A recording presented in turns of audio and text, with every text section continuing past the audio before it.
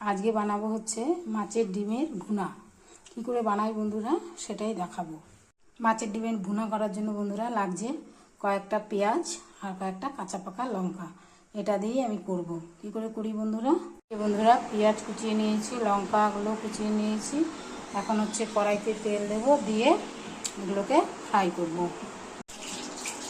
এই যে বন্ধুরা তেল দিয়ে দিয়েছি। এখন হচ্ছে পেঁয়াজের লঙ্কাগুলো দেবো, এর মধ্যে হলুদ দেবো, লবণ দেবো, দিয়ে মাছটা দিয়ে ভুনা করব।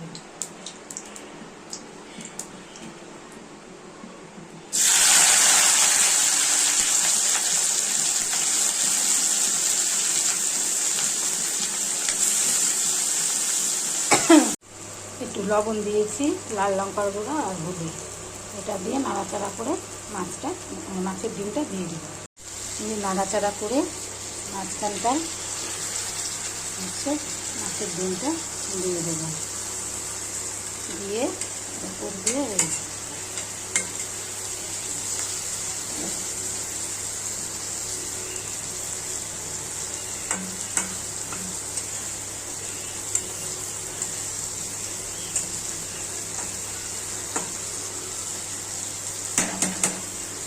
দিয়ে এটাকে ঢাকা দিয়ে রেখে দেবো।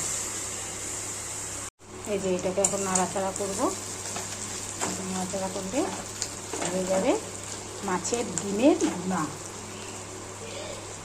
এই মাছের ডিমের ভুনাটা বন্ধুরা শুধু ভাত দিয়ে মেখেও খাওয়া যায়, আবার ডালের সাথেও খাওয়া যায়। আপনারা এইভাবে করে খাবেন বন্ধুরা, খেতে কিন্তু খুব ভালো লাগে। এই যে তৈরি হয়ে গেল বন্ধুরা গরম গরম মাছের ডিমের ভুনা। যদি বন্ধুরা এই রেসিপিটা করে আপনাদের খেতে ভালো লাগে তাহলে লাইক শেয়ার কমেন্ট কিন্তু অবশ্যই করবেন।